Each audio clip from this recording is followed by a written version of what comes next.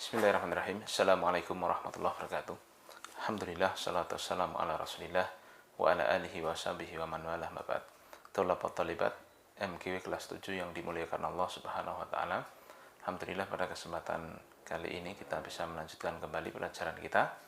Dan sekarang kita sampai di pelajaran ke-12 dengan judul bab takut dari kesyirikan. Ya. Jadi sebelumnya di bab 1 sampai 11 kita dikenalkan tauhid, kan begitu. Apa itu tauhid? Ya bagaimana ya kemudian pentingnya tauhid itu untuk kita ilmui, bagaimana pentingnya tauhid itu untuk kita amalkan, ya, dan balasan-balasan tentang siapa yang bertauhid itu, ya kan, sampai yang terakhir kita baca kemarin kan masuk surga tanpa hisab, tanpa azab. Nah, sekarang di bab 12 ini ya, ini akan dijelaskan lawan dari tauhid itu, yaitu syirik. Kenapa? Karena sangat penting ini. Ya, siapa yang tidak tahu kesyirikan, dikhawatirkan dia itu jatuh ke kesyirikan itu. Begitu. Nah, sesuatu itu juga akan jelas kalau tahu ya, lawannya. Orang Arab mengatakan wabididdiha tatabayyanul asya. Dengan tahu sebaliknya, maka akan jelas segala sesuatu. Kita akan tahu malam itu gelap kapan? Kalau siangnya sudah hilang, kan begitu. Dan kita sebaliknya akan tahu bahwa matahari itu Masya Allah ya sangat terang sinarnya, sangat tidak ada yang bisa membuat seperti matahari yang Allah bikin itu ya kan. Nah, sangat terang di mana-mana kelihatan. Itu kapan? Ketika malamnya hilang, berganti siang, baru kita tahu. Nah, seperti itu pula ya, kita akan pelajar ini sekarang tentang takut dari syirik. Ya, karena ini sangat penting. Kalau orang tidak tahu syirik, jangan-jangan bisa jatuh kepada syirik. Tapi tujuan dari pembelajaran yang pertama, murid dapat mendefinisikan tentang syirik besar dan syirik kecil. Dua, murid dapat membedakan antara syirik besar dan syirik kecil. Jadi definisi syirik besar itu apa, syirik kecil itu apa. Lalu yang kedua bedanya, begitu. Ya, dua pokok yang berbeda ya. Lalu yang ketiga, murid berhati-hati dari kesyirikan dan segala bentuknya. Lalu yang keempat, murid dapat menjelaskan tentang doa Nabi Ibrahim alaihissalam dan kekhawatiran akan dirinya dan anak keturunannya dari kesyirikan. Ya, jadi ini Nabi Ibrahim takut ya, dari kesyirikan. Tapi kita baca mukaddimahnya ya. Tauhid merupakan nikmat yang sangat besar. Apabila Allah Subhanahu wa taala memberikan kepada seorang hamba, kemudian hamba tersebut menjaganya ya, baik secara keilmuan maupun amalan.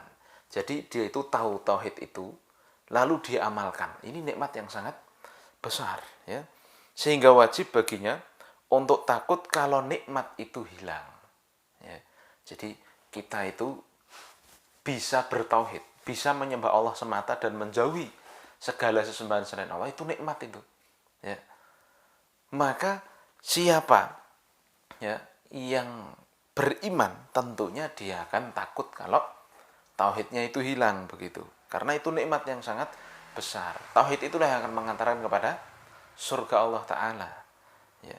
Maka untuk menjaga agar nikmat tersebut tidak hilang, wajib bagi seorang hamba untuk mengenal lawan dari tauhid, yaitu kesyirikan. Ini tolong dikasih garis bawah ya.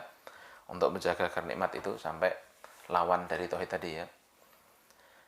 Nah, dan dia harus takut terhadap kesyirikan itu. Ya. Kita baca ya, dalilnya ada dua dalil di sini ya. Yang pertama, ya, dalil yang mewajibkan kita itu takut pada syirik. Allah Subhanahu wa taala berfirman dalam surat An-Nisa ayat 48. Ya, Allah mengatakan innallaha la yaghfiru an yushraka bihi wa yaghfiru ma duna dzalika liman yasha. Sesungguhnya Allah Subhanahu wa taala itu tidak mengampuni dosa syirik. Dan Allah akan mengampuni dosa selain syirik bagi siapa yang Allah kehendaki. Jelas ya. Jadi dosa syirik itu tidak diampuni, Masya Allah. Ya. Ini kan mengerikan. Ya. Ada orang diancam. Ya. Kamu kalau berbuat begini, tidak akan diampuni kamu. Kamu pasti akan dimasukkan penjara. Kira-kira bagaimana? Takut kan orang melakukannya? Ya. Maka ini lebih ngeri lagi. Allah itu tidak akan mengampuni dosa syirik. Artinya apa? Kalau orang mati bawa kesyirikan, ya dia itu kecemplung neraka, rasanya begitu. Masya Allah ya, tidak akan diampuni oleh Allah Subhanahu wa Ta'ala. Dan Allah ya mengampuni dosa selain syirik. Ya, ini penting. Ya. Tapi ya tidak boleh kemudian kita meremehkan rapopo dosa, yang penting orang syirik kan. Jadi dosa sak penake wae ngapusi ya, membohong, terus apa? Menipu apa ya, tidak boleh. Semua dosa itu ancamannya ada. Ya. Istilahnya ya, ancaman azab Allah Subhanahu wa Ta'ala terhadap segala dosa itu ada. Ya, tetapi memang selain syirik itu masih bisa diampuni, begitu loh. Paham ya? Adapun syirik tidak bisa diampuni. Ya, ini ayat yang sangat tandas ya, dalam memahamkan kita betapa pentingnya kita itu takut dari syirik, lari dari kesyirikan. Paham ya? Kemudian ayat yang kedua, Allah Subhanahu wa Ta'ala mengatakan ya, ini tentang doanya Nabi Ibrahim ya, doanya Nabi Ibrahim. Allah mengatakannya, mengabadikan doanya Nabi Ibrahim ini, di mana Nabi Ibrahim telah mengatakan ya, sebelumnya ada kalimatnya itu, Rabbij'al hadza baladan amina. Ya Allah, jadikan negeriku itu negeri yang aman. Wajnubni wa baniya an na'budal asnam. Ayat yang dikutip di sini. Dan jauhkanlah aku ya Allah ya, dan anak keturunanku dari menyembah berhala. Menyembah berhala itu kan syirik besar. Maka Nabi Ibrahim berdoa supaya beliau dan anak keturunannya dijauhkan dari syirik besar itu. Ini levelnya Nabi Ibrahim ya, yang dikatakan oleh Allah Subhanahu wa Ta'ala, beliau itu Khalilur Rahman, Khalilullah. Ya, Allah mengatakan tentang Nabi Ibrahim, wattakhadallahu Ibrahima khalila. Allah itu telah menjadikan Nabi Ibrahim itu kekasihnya, orang yang sangat ya, Allah Subhanahu wa Ta'ala cintai dengan puncak kecintaan Allah ya, karena memang Nabi Ibrahim itu sangat taat kepada Allah ya, itu levelnya Nabi Ibrahim, takut pada syirik kan begitu. Nah terus kita gimana? Nah ini kan yang perlu kita pahami ya. Emang kita ada apanya dibandingkan Nabi Ibrahim kok kemudian tidak takut dari kesyirikan. Nah, maka jelas ya dua ayat ini sangat jelas sekali, sangat tanda sekali untuk ya membuat kita itu harus takut kepada syirik. Nah, sekarang kita baca setelahnya ya, hakikat dari takut kepada syirikan ini apa begitu? Adalah bersungguh-sungguh menuju kepada Allah dan berlindung kepadanya. Jadi kalau orang ngaku takut syirik begitu, dia itu harus bersungguh-sungguh menuju kepada Allah dan berlindung kepadanya, serta menjaga dirinya dari kesyirikan, sebab-sebab dan sarana yang mengantarkan kepada kesyirikan, sehingga dia berhati-hati darinya. Jadi kalau dia ngomong ya saya itu takut dari syirik begitu kan, ya dia harus jaga diri. Ya, dia itu harus jaga diri supaya tidak jatuh dalam kesyirikan itu. Jangan melakukan perbuatan-perbuatan yang mengantarkan kepada kesyirikan begitu. Ya, tidak kemudian pokoknya aku harus syirik. Ya, tapi dia tidak berbuat, tidak beramal, ya, tidak menjauhkan dirinya dari syirik, malah dolan. Ya kan Solo belum lama kan Muharram ya, malah dolan ning gone Kiai Slamet to iki jenenge rawat di karo syirik kuwi jenenge. Ya. Lisan yang ngomong ya, tapi perbuatannya tidak melakukannya. Ini sama dengan bohong kan begitu. Nah, maka kalau mengaku takut dari syirik ya harus dijauhi itu sarana-sarana kesyirikan. Dan sungguh kita lanjutkan ya, dan sungguh di antara doa yang sering dipanjatkan oleh Rasul Shallallahu Alaihi Wasallam, ya muqallibal qulub, tsabbit qalbi ala dinika. Wahai yang membolak-balikkan hati, ya Allah yang membolak-balikkan hati, kokohkanlah hatiku ini di atas agamamu ya Allah. Ini Nabi Muhammad ya, doa supaya dikokohkan di atas tauhid, supaya dikokohkan di atas agama yang benar, tidak tergelincir ya kepada ajaran-ajaran kesyirikan. Begitu, ini Nabi Muhammad. Baik, kita baca kemudian ya pokok pembelajarannya. Yang pertama, kesyirikan adalah dosa terbesar. Syirik adalah kedzaliman yang paling zalim dan kejelekan yang paling jelek, serta dosa yang tidak diampuni oleh Allah Ta'ala. Kasih garis bawah tuh semua kalimatnya, penting itu. Syirik itu paling jelek, paling zalim, paling besar, tidak diampuni Allah. Allah mengatakan dengan jelas tadi, innallaha la yaghfiru an yushraka bih wa yaghfiru ma duna dzalika liman yasha. Allah tidak akan mengampuni dosa syirik dan Allah masih mengampuni dosa selain syirik. Maka tidak boleh itu ya. Kita menganggap dosa syirik itu dosa yang biasa, nggak boleh. Ya, karena Allah yang mengatakan sendiri, kalau dosa syirik itu dosa yang sangat besar sampai Allah ramah, tidak mau mengampuni. Itu kan berarti ya, sangat kelewatan batas. Contoh gampangnya gini, ada anak sampai bapak ibunya nggak mau ngomong sama dia, berarti kan anaknya itu berbuat perbuatan yang melampaui batas kan, sampai bapak ibunya marah sekali. Nah, walillahil matsalul a'la, bagi Allah permisalan yang maha tinggi. Allah itu tidak mau mengampuni dosa syirik karena saking kelewatannya dosa syirik itu, paham ya? Nah, ini pokok pembelajaran yang pertama. Kemudian yang kedua, jenis kesyirikan. Jenis kesyirikan ada dua. Yang pertama syirik besar, yang kedua syirik kecil. Apa itu syirik besar? Ya, syirik besar itu adalah menyamakan selain Allah dengan Allah dalam perkara yang menjadi kekhususan bagi Allah. Kasih garis bawah tuh. Ya. Seperti berdoa kepada selain Allah, berkorban untuk selain Allah. Ya. Ini dosa, ini syirik besar. Jadi dia menjadikan selain Allah itu, dia beri peribadahan. Dia beri apa yang menjadi kekhususan Allah. Doa, ini contohnya ya, doa. Itu kan harusnya hanya dipanjatkan pada Allah, ya kan? Tapi dia itu ya doa pada Allah plus doa pada contoh Nyi Roro Kidul misalkan. Berarti dia menyamakan Nyi Roro Kidul dalam berdoa dengan Allah, begitu. Dia menyamakan Nyi Roro Kidul dengan Allah dalam permasalahan doa. Nanti juga sama, ada orang berkorban. Ya, harusnya kan korban itu nyembelih itu niatnya hanya untuk Allah Ta'ala. Ya kan? Tetapi ada orang nyembelih demi urusan jin. Ya, dia disuruh sama tukang sihir atau siapalah begitu ya. Dukun ya, untuk ini, untuk itu, supaya dapat ini, supaya dapat itu. Maka dia lakukan. Berarti dia menyembelih, ya, menandingkan dukun itu dengan Allah Subhanahu wa Ta'ala. Berarti dia melakukan syirik besar. Paham ini ya? Nah, lalu ya, yang kedua syirik kecil apa itu? Syirik kecil adalah apa yang disebut dalam Al-Quran dan Sunnah sebagai syirik, tetapi tidak sampai pada tingkatan syirik besar. Contohnya, sumpah dengan selain Allah, kasih garis bawah ya, dan mengatakan kalau bukan karena Allah dan karena kamu, kan begitu. Jadi kalimat dan, ya. Jadi menyamakan Allah dengan selain Allah tapi dalam ucapan. Ya. Ini apa? Kalau dan pemakai kalimat dan itu yang boleh pakai kalimat kemudian ya, kemudian tadi ya bersumpah dengan nama selain Allah. Jadi misalkan ada orang ngomong demi ibuku, sumpah demi bapakku, sumpah demi kamu, waduh, sumpah demi cinta, waduh, sumpah demi waktu, ini nggak boleh, paham ya? Nah, ini dia melakukan syirik kecil. Contoh syirik kecil yang banyak tersebar ngapain coba? Nah, membaca zodiak. Nanti kalau bulan ini lahirnya tanggal ini tahun sekian ini berarti bintangnya Leo misalkan. Habis itu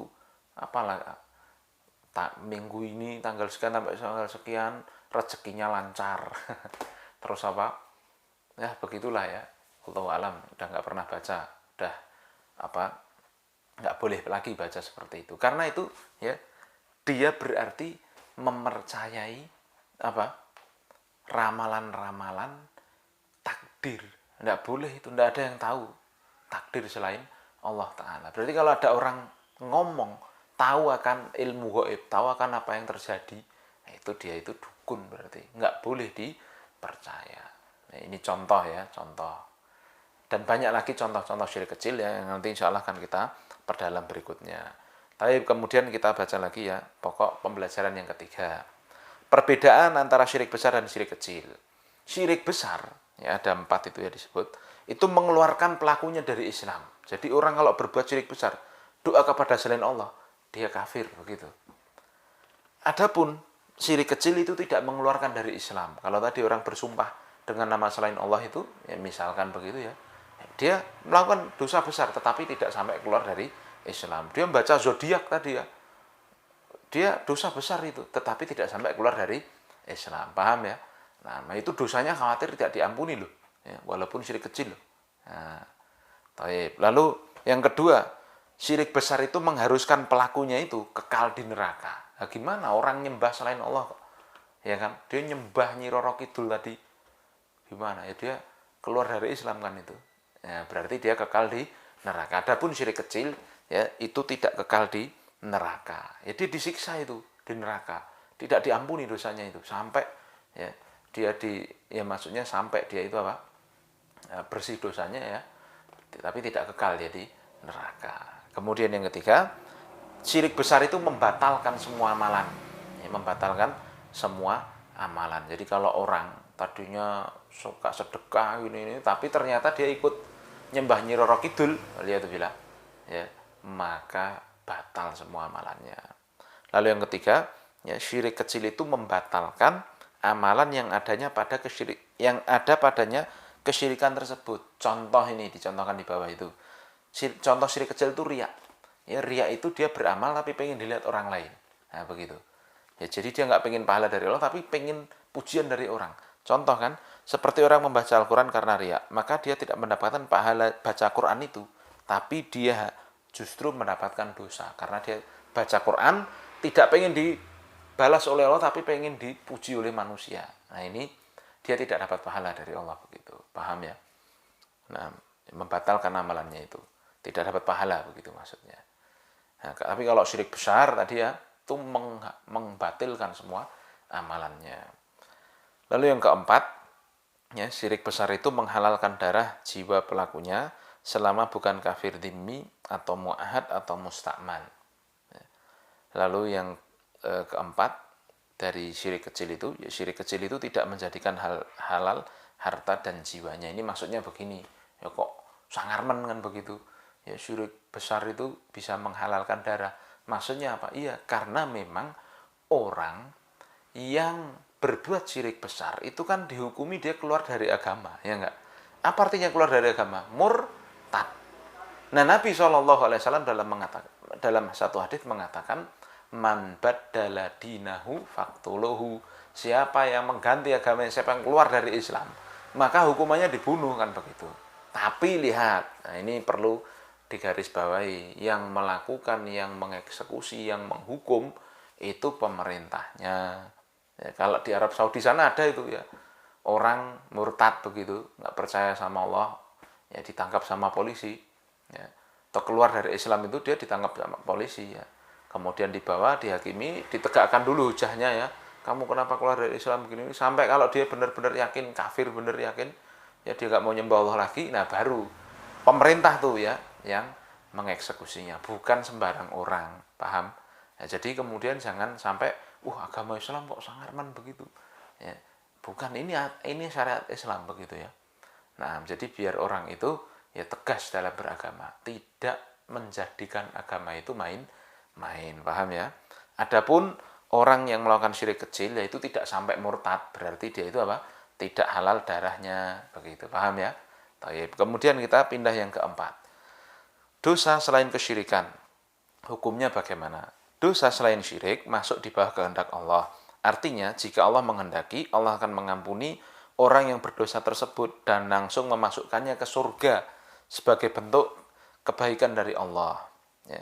Dan kalau Allah menghendaki, tapi itu harusnya enaknya tapi itu. Tapi kalau Allah menghendaki, ya, Allah akan mengadabnya dulu sesuai dengan keadilannya. Kemudian orang tersebut akan dimasukkan ke surga. Jadi begini, dosa selain syirik itu hukumnya di bawah kehendak Allah. Garis bawahnya di situ. Kalau Allah kehendaki, Allah ampuni dia, langsung dimasukkan ke surga. Tetapi kalau Allah tidak kehendaki, ya dia disiksa dulu sampai dosanya bersih baru dimasukkan ke surga. Tetapi ya, itu semua kembali lagi ya, itu kehendak Allah Subhanahu wa taala. Makanya tidak boleh terlalu pede, ora apa-apa sing penting walaupun dosa sing penting ora syirik kok diampuni. Nah, memang dia akan dapat ampunan, tetapi mlebu neraka itu sehari saja, jangankan sehari, kecemplung sekali aja. Lalu ya ditanyakan kepada dia, ada satu hadis yang menceritakan itu ya, bahwa ada orang yang dia itu mendapatkan nikmat seorang sebaik-baik di dunia, pokoknya sugih nikmatnya dapat terus. Lalu dia kecemplung neraka, dicemplungkan sibugotan, dimasukkan plung ke neraka sekali. Terus ditanyain, kamu pernah dapat nikmat belum? Wah, enggak pernah. Menggambarkan neraka itu siksanya sangat mengerikan. Di dunia aja ada orang kebakar. Itu sangat, wah, luar biasa sakitnya kan. Jangankan seluruh badannya, kebakar semantangannya aja. Ya, nggak hilang-hilang itu kan. Melepuh sampai cuman atau kecos knalpot itu aja ya. Masya Allah ya. Dan itulah ya hikmah Allah Subhanahu Wa Taala. Siksaan itu pakai api itu yang paling mengerikan karena ya makanya orang di dunia pun itu kan jarang bunuh diri pakai api, kecuali orang gila yang benar-benar akalnya udah nggak ada gitu. Orang Jepang aja nggak berani tuh. Ya bunuh dirinya kan orang Jepang katanya pakai apa itu samurai kan begitu. Ya ini cuman apa? Ya karena emang saking ngerinya api itu. Nah di neraka, jangan coba-coba. Api neraka itu 70 kali lipat daripada api dunia. Ya makanya ya, nah itulah ngerinya neraka. Jadi jangan, tidak boleh orang Islam itu pede, kepedean wis ora apa-apa, penting engko mlebu surga kok dosa-dosa sithik ora apa-apa. Ya. Dosa itu dibalas di neraka. Neraka ini ngeri begitu. Harusnya kan begitu. Ya, tidak boleh kita ya seenaknya begitu.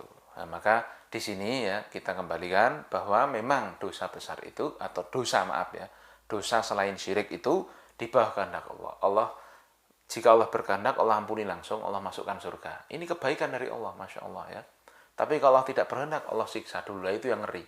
Ya, sampai habis dosanya baru dimasukkan ke surga. Dalilnya apa? Ini ya, Allah mengampuni wa yaghfiru ma duna dzalika liman yasha. Allah mengampuni dosa selain syirik bagi siapa yang Allah kehendaki. Kemudian pokok pembelajaran yang kelima, takutnya para nabi dari kesyirikan. Nabi Ibrahim mengkhawatirkan dirinya dan anak keturunannya dari perbuatan syirik. Padahal Allah telah menjadikannya sebagai satu-satunya teladan dalam kebaikan. Dan beliau telah menghancurkan patung-patung dengan kedua tangannya. Beliau berdoa pada Allah untuk diri dan anak keturunannya agar dijauhkan dari menyembah patung karena beliau melihat banyak manusia terfitnah dengan patung. Banyak manusia yang menyembah patung. Rabbi innahunna adlalna katsiran minan nas. Ya Allah, sungguhnya patung-patung itu banyak menyesatkan manusia. Banyaknya orang yang binasa menumbuhkan sikap takut terhadap sebab-sebab kebinasaan dan kesesatan. Maka siapa yang lebih pantas untuk merasa aman dibandingkan Nabi Ibrahim? Kalau orang yang paling dicintai Allah saja masih takut pada dirinya dan anak keturunannya dari syirik, tentu kita ini orang biasa ya, harus lebih khawatir daripada Nabi Ibrahim terhadap kesyirikan. Dipahami ya? Nah, baik syirik besar maupun syirik kecil. Syirik besar itu yang nyembah patung tadi, yang ngelarung untuk Nyi Roro Kidul ya, ngikut acara suronan Kiai Kebu itu coba. Nah, itu syirik kecil itu ya tadi seperti riya, seperti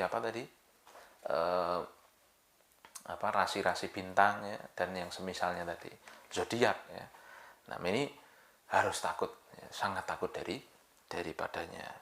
Tapi kemudian yang keenam, bahaya kesyirikan. Wajib bagi kita untuk berhati-hati dari kesyirikan dengan segala bentuknya. Di antaranya adalah apa yang menimpa kepada sebagian orang yang mengaku dirinya muslim, ya, dari sikap hulu, berlebihan.